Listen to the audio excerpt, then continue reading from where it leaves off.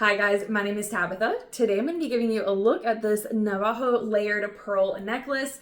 These are a really unique pearl. They are really beautiful and much less classy than your standard pearl. So I think that they're going to be a little bit easier to wear, especially if you're dressing down more. And I love the layered look. You've got tons of space here on the chain so you can adjust the length. Let me try it on here and show you what it looks like. So right here is how this looks at its shortest on me. Definitely more choker style. So if you are wearing a higher neckline, this is going to be really perfect. Or if you want something that looks maybe a little bit more edgy, this is going to be a great option. The dark charcoal color of these in general is going to give a more edgy look to this necklace. And then right here is how this looks at its loosest.